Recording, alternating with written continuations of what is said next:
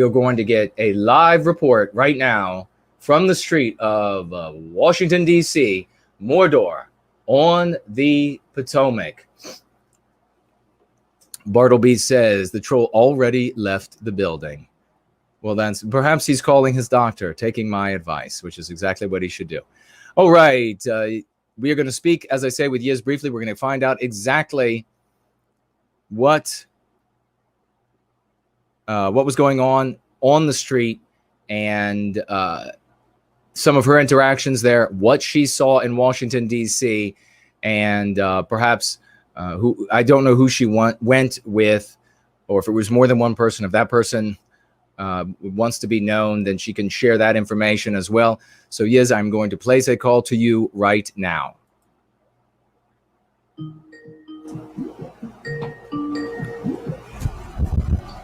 Can you hear? Okay.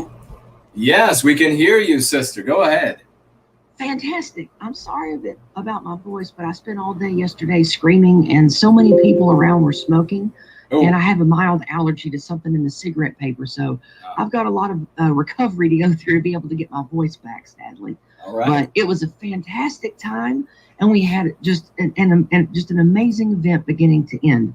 Are there particular questions that you have or that the audience has had you want to ask me first up to get those out of the way? Yeah, well, let me just say to everybody who's listening, if you do have any questions for Yizz, make sure you tag me in the live chat. And I see that Heidi just showed up. Great to see you, good dear lady.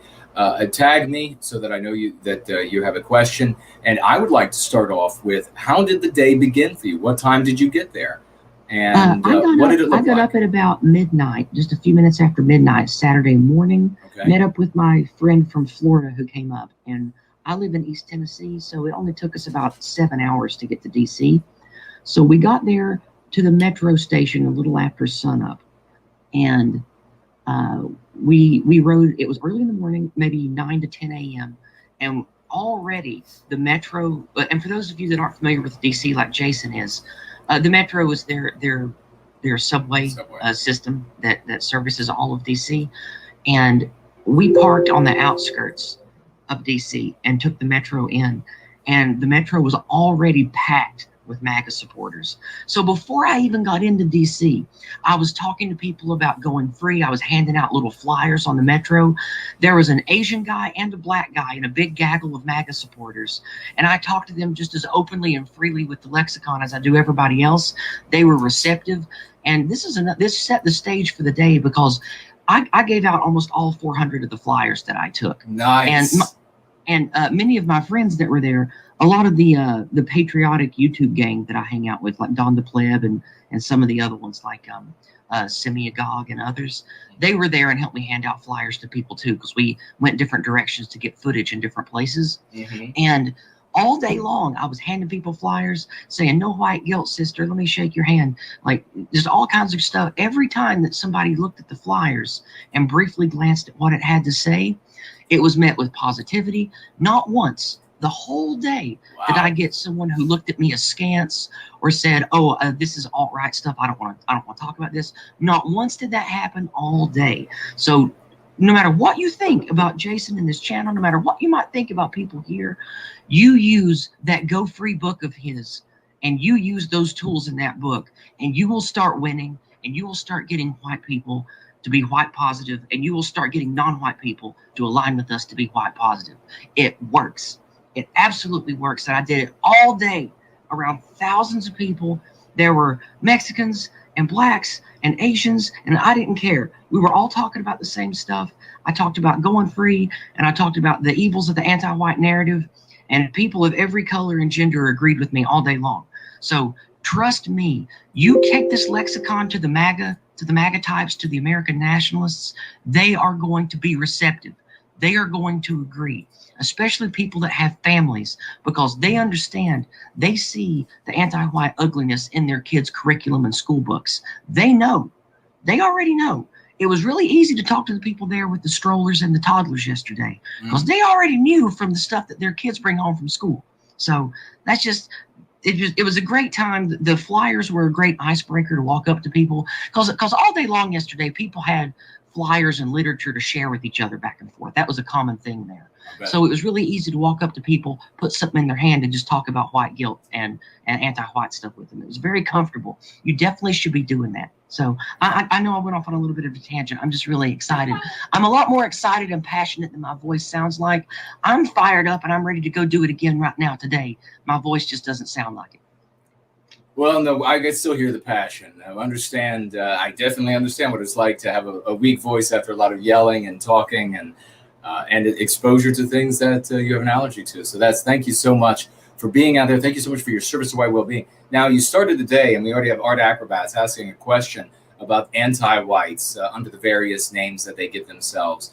And yes. I imagine that, did you have any issues traveling in the morning with anti-whites? So minimal, and then the ugly stuff didn't come till much later towards dark. On the way in, there were small gangs of anti-whites, mostly black, but that doesn't really matter in the anti-white narrative. As long as you're doing harm to us, you're their champion. Right. So there were these little clusters of, I don't even want to call them Biden supporters. They didn't have Biden memorabilia. They didn't have Biden signs. They didn't say they were Democrats. They were just small groups of between 15 and 50, what looked like just regular city folk in D.C., and they were playing loud, obnoxious music on their boom boxes. They were slinging water at us. They were spitting at us, and they were calling us anti-white slurs. And they didn't say anything about politics or Biden or anything. And just to go along line with what you've been talking about for years, the goal of left versus right politics is just a distraction in the anti-white narrative. Yep. The goal is to radicalize people to be anti-white, to do harm to white well-being, to limit white well-being, and to promote white erasure. And that was what we had to walk through getting into town in the morning. As soon as we came out of the metro station, we started seeing them. And, well, not as soon as we came out. That's not true. We had to walk about a block from the metro station because there wasn't anybody around at first. But after that short period of time on the way to the event at Freedom Plaza, where, you know, the monuments and everything are, once we got down there, there was none of that.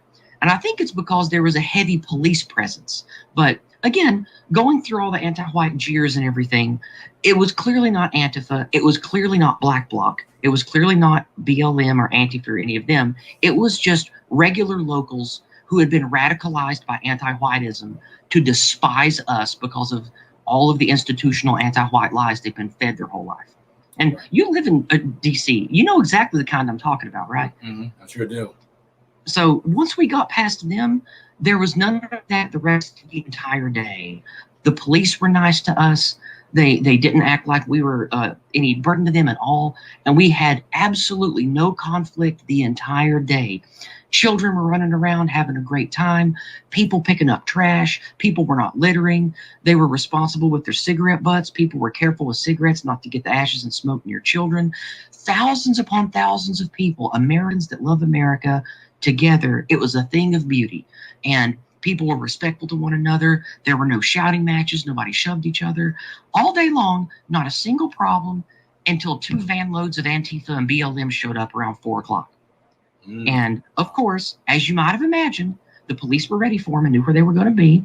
And when they got there, the police immediately started partitioning them off. And one of the things I say in my video is it's very telling that in a sea of dozens of thousands of people who are unified in their fervor and shouting, "Make America Great, Stop the Steal," in a sea of those thousands, the police comfortably and safely turn their backs to that giant screaming mob and keep their eyes and their guns focused on the 50 or 60 Antifa BLM. That tells you everything you need to know right there about who the problem really is. Right. And speaking of that particular event, for about 15 seconds, I actually got that group to chant "No White Guilt" at the Antifa BLM people. Oh, that's awesome. I was really happy with that. That was the only time that I really could get that going. I tried a few times, but it got to happen for like 10 or 15 seconds. So that was a big win for me personally. It felt good. That's a big win for all of us that you did that. Thank you, man. That's magnificent.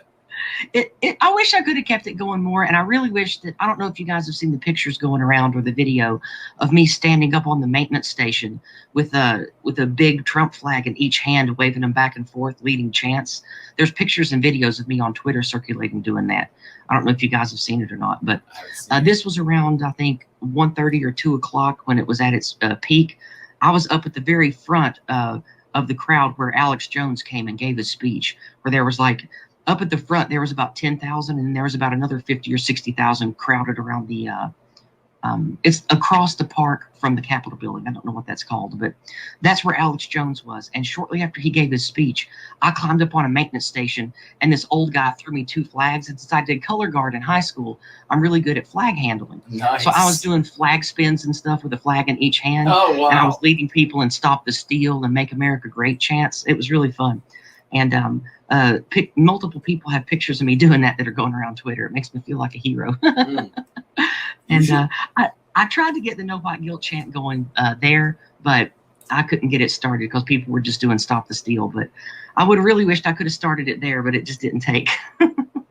Well, that you got it started at all is magnificent, and it'll be easier as we bring more people into service to white well-being, and they see in the usage of the lexicon and dialectics how effective that it all is. And that's where, of course, ladies and gentlemen, we started the conversation with Yizz a moment ago, that she started off by saying how effective everything in the lexicon and dialectics of going free is, how it actually works. There are people there. She mentioned handing out literature, and I've been in the sphere for decades, as folks know, and I have been handed so many pieces of literature, and I guarantee you, every type of vehicle and every type of angle that has been used and failed in the past, I would have seen at this event had I gone out there to distribute leaflets as well.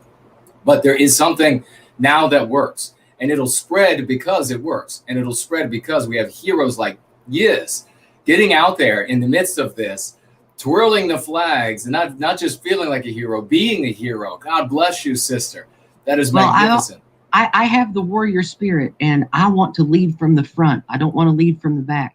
I'm willing to go out there and take the flak and be in danger, responsible levels of danger, right, and actually show people what we can do. Like I'm not trying to self-aggrandize, but I know that I have the confidence and the wherewithal to show people the way.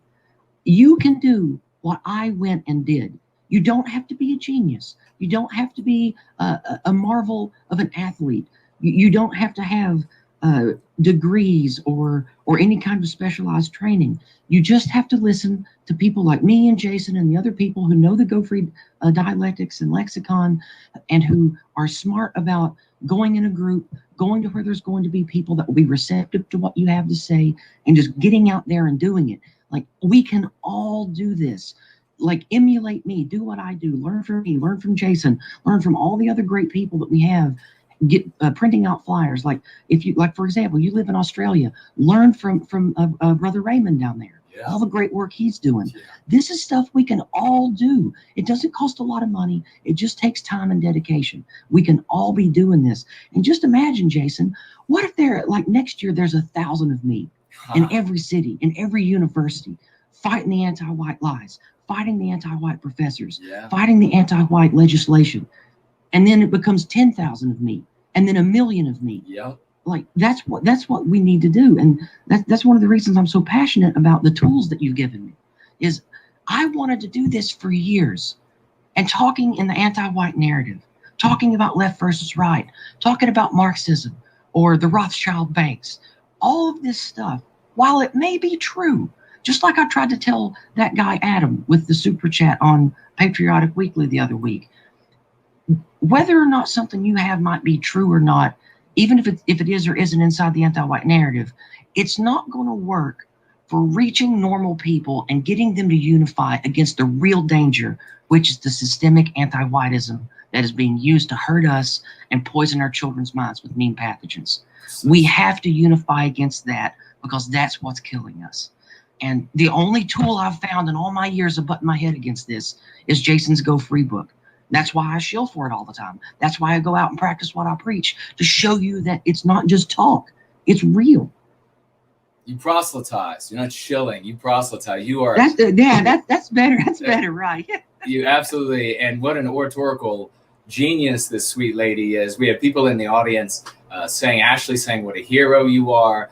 Johannes just said, I'm sure motivated by what you're sharing, and just bought all of the books, I think. Thank you so much for that. And yeah, a lot of people here celebrating you and what you did over this past weekend.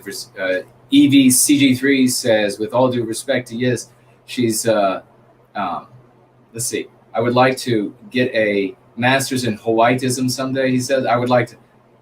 Okay. That would be wonderful. Yes, you don't. So he says, with all due respect to what you're saying, that where you're saying you don't need a degree, he's saying that he would like to get a master's in Hawaiitism someday. Yeah, absolutely. That sounds lovely. I love that. I might even help teach that. How absolutely wonderful to have you out there and making these connections. You were able to get a chant, no white. What was it again? No white guilt that you started. It was over towards the edge of the park that's between that makes the long square of trees and stuff between the Capitol building. Okay. Mm-hmm. One of the memorial buildings in the Smithsonian. You know where I'm talking about, right? I do. That's fantastic. I think it's the north side of that is where Alex Jones gave a speech, and that's where the van load of Antifa idiots came with their BLM thugs with them, and the police partitioned them off, and there were like 5,000 or 6,000 of us crowded around them shouting at them, and that's where I got them to shout "No white guilt" at those jerks for like 10 or 15 seconds. It was great. Wow, that is magnificent. Yeah, there was a real moment when you had them do that. I mean, it's like a crack of thunder that those with the eyes really to is. See. I mean, it really is getting to see their angry faces, getting to see this, the I don't know, like a lot of them look kind of, I don't know. I don't like to speak ill of people because I'm Southern, but bless their hearts, they look kind of retarded and malnourished. And to see the look of anger and defeat on their faces while we shouted "No white guilt" at them, it's something that I'll take to my grave. It was a thing that just really filled my heart with passion. That's fantastic. I love that. Yes, it is a real shock for them when they hear such a thing. But I mean, talk about tearing through. I mean, if poets could write about this, songwriters, musicians, that could, at a moment like that, an actual significant moment in American history. This big event taking place in Washington, D.C., supporting President Trump and what the Republicans that are saying versus what the Democrats are saying. And you got the crowd to chant something outside of the anti-white narrative. It literally is like tearing through the fabric of what the society has been composed of, what has been so detrimental to us, tearing through that straitjacket. And yes. It's beautiful. It's absolutely magnificent. Yeah. Sometimes, back when we talked one time, I forget when it was, I said that your words inspire me, and it makes me feel like I could fly in the clouds and shoot lightning. Well, when I felt the thunderous energy of those people there shouting "No white guilt" at BLM Antifa thugs, I felt like I was flying on a Promethean storm shooting lightning. And it was amazing. Oh gosh, I love that. And all of those pieces of literature you put out, you are one of our most magnificent heroes. We love you so very much. What else? Well, I love all of you too. You give me passion and strength. I feel like I'm finally not butting my head against the wall anymore. I feel like I can do something that matters. And the thing that's great about this is I can do it again and again and again. And the more I do this, the better I get at it. Yeah. The more that I can get other people to help me, and just everybody can do this. Like, this ain't the last time that I'm going to leave people shouting. This ain't the last time that I'm going to wave flags and get people inspired. Like, I'm going to do it again, and I wish I could do it every week, but I'm old and I'm poor. So that's always the problem with the white positive sphere. We don't have the Soros bucks to ship us around everywhere and buy us everything we need. Yeah, bus us in luxury vans like the other side had yesterday. Yeah. So true. Now, and that's the thing. These Antifa goons, man, and BLM, well, they show up in body armor. They show up having, all of them got phones, look like nice iPhones. All of them are well shaved, well showered, some of them anyway. But they get there bright-eyed and bushy-tailed with thousands of dollars of equipment, and you know damn well none of them have a job. So how are they going to get all that stuff? How are they going to get here? Clearly, somebody with deep pockets is funding them, right? Obviously. Precisely. So if we even had a tenth of the kind of money that they have, oh man, we'd have a Yizz on every street corner shouting "No white guilt." And see what you spoke to a moment ago, how it's like one of you today, and then 1,000 the next event, and 10,000 the event. That is exactly how this is meant to work. That is exactly how this is. It's a curative contagion, can be spread from one person to the next very easily. And folks, you're seeing here in Yizz somebody who wanted to do good for a very long time, and with the tools that she had that were available to her, unable to do very much good at all. Like she was, trying to bore a tunnel through a mountain so that we could have a route from the hell that we are in to the heaven we want to be in. And she had nothing but a hammer and chisel. And now she has one of these giant earth drilling machines, and she's just at the helm of that thing, and she's plowing through the mountain's base gloriously with flags waving all around her. Before we run out of time with you, is there anything else that you saw there that you want to share with us? Yes. Did you see or hear about definitely. Trump? I can't take credit for this. It was definitely not my doing, and I don't know if it was someone in the white positive sphere or not. But during his speech and in an argument afterwards, Nick Fuentes used the term anti-white as we would use it. Mm-hmm. So I thought that was pretty epic. But I definitely can't take credit for that. That's just a great thing to take note of. That people with a huge, in my opinion, he has a huge following. Yes. Like, because he's got like 50,000 people that watch him on his stream all the time. So that's quite a big following. So, he said the word anti-white. Alex Jones didn't say it, but he doesn't really matter. He's kind of irrelevant other than just, getting people worked up. Right. But yesterday, when I was talking to 2 or 3 of, it was Semiagog and a couple of other people near the porta potties. I was talking to, it was down at Freedom Plaza. Right. I was very adamant talking about how left versus right is BS. People talking about Civil War. It's not going to be people like the Hetfields and the McCoys shooting each other with rifles. We've been in the intellectual Civil War for years. And I used the phrase that you used, Jason, psychological warfare of anti-whiteism. Yeah. And when I said that, a man from 20 feet away, since I was being adamant, and I yell when I get adamant. I have to tone it down when I talk to you, but normally I get loud. But but he came over to me, and then he listened to me for like 45 seconds with what I have to say. Nice. And when I was done, he said, I want to shake your hand and let you know that I agree 100% with what you're talking about. And I gave him a flyer, and I said, well, here's where to find out more.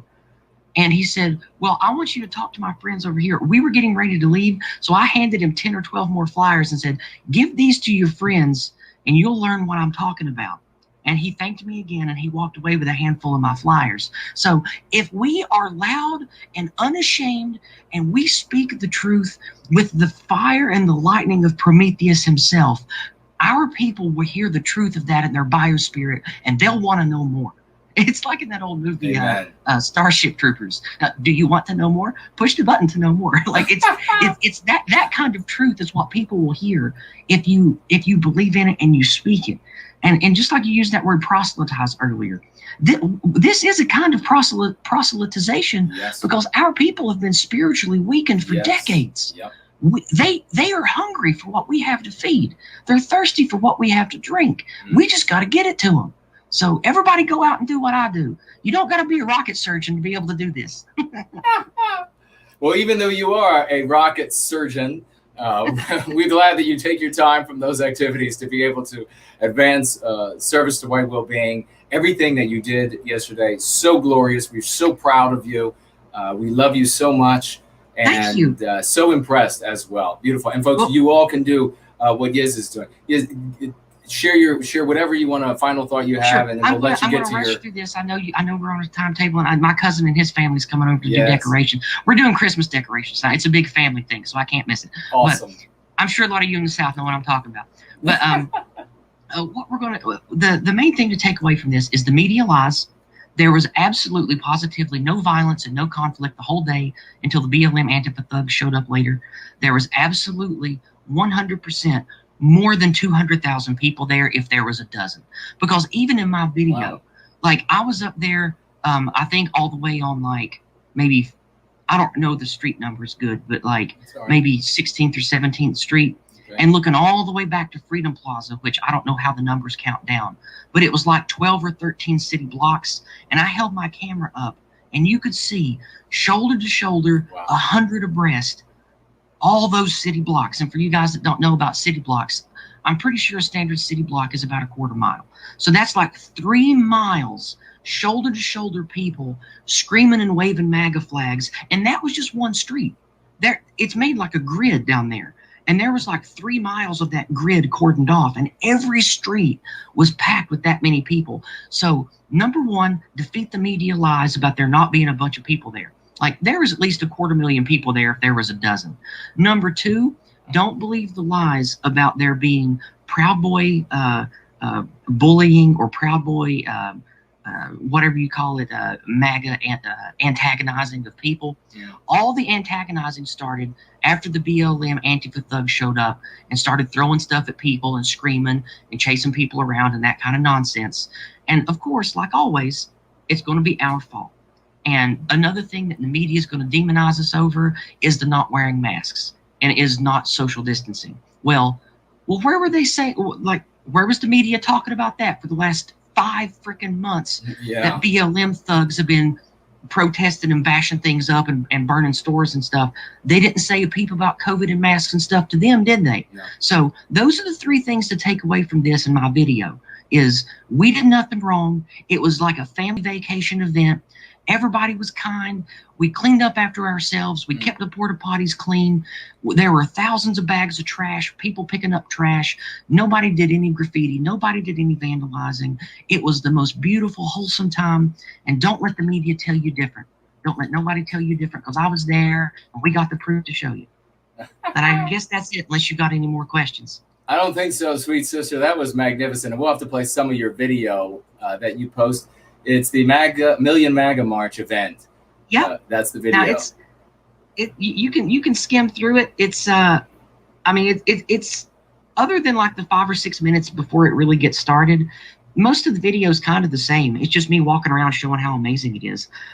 If you're only gonna do a short part, maybe between like the minute 26 and minute 35 is probably the best part if you want to flip through it and watch it. But anyway, I'm just really pumped. I want to remind everybody it's important to study the Go Free tools, because you need to commit to memory what to say and especially what not to say when telling people in short exchanges about how to use the lexicon. Like, just keep things simple. Remember to kiss. Keep it simple, stupid. That's right. Just keep it simple. Stay on message. Be casual. Don't make anything complicated. And talk to people like you would people in this chat. Talk to them like they already know the lexicon. That's the beauty of it. You talk to them like they already know it, because any idiot already knows what these words mean when you use them the way we use them. Right. So you don't got to explain nothing. Just talk to them confidently with the terms the way we use them. Now, with the exception of that is meme pathogen and meme curative. That's like, second stage stuff. But for just meeting people and breaking the ice and talking about the anti-white narrative, anti-whiteism, anti-whites, why we need to go free from that stuff, people just intuitively know what the hell you're talking about. So that's like my most important message. Use the lexicon as it is, and don't over-explain or try to explain anything. Just use the words and talk to them like normal people in normal conversation, and their brain already knows what these things mean. Well said. Thank you so much. And just really quickly before we let you go, you said 1 minute 26 seconds to 1 minute. No. It's like a 40-minute video. Right. I'm talking like somewhere between like minute 26 or 27 and like minute 34. That's probably where the bulk of the cool stuff is, just because of how crowded it got where we were at the forefront, and because it's my videos from like the whole 12 hours I was doing stuff, all just kind of linked together there. So fantastic. Yes, it looks glorious. And we'll play a little bit of that. And if we could have one of the moderators put the link to that up in the live chat, I would very much appreciate that. And I very much appreciate you, dear lady. Thank you so much for being such a champion and your testimonial here about the success of going free, and even all the way up to one Nicholas Fuentes, who decided to finally use. It was so encouraging to hear that come out of his megaphone. I was like, oh my God, he said it. And he said it like I would have said it. That's how it should be. We should all say it like Yizz would say it, folks. Remember that. Well, just remember that whatever you might think about me or my past, whatever you might think about Jason and his past, the book works. The lexicon works. Try it yourself and find out. You'll be sold. Trust me. Amen. Amen to that. A big Promethean hails to you, sweet woman, and have fun decorating. Thank you so much, and thank you for the community support and the love I feel here. It really drives me to do what I do. All right. And I'm going to send you a message in just a minute, so look for that. Thank you so much. Okay. Bye-bye. Bye-bye now. Yizz came on here, and she had some opinions about a group called BLM, Black Lives Matter, whatever that is. I'm not exactly sure. And, of course, another group called call themselves anti-whites. We are referring to anti-whites, and it doesn't matter what they call themselves. And I'm sure there are splendid people with utterly legitimate cases who call themselves Black Lives Matter and who call themselves Antifa. And where they are found, few will know, but I'm sure they are wonderful people, and they're doing, especially with the BLM, doing good things for their communities in the way that they are permitted to do those good things. So that was Yizz's opinion, and this is the position that I just shared of the channel. And also, we are not speaking for YouTube, as you all may well know.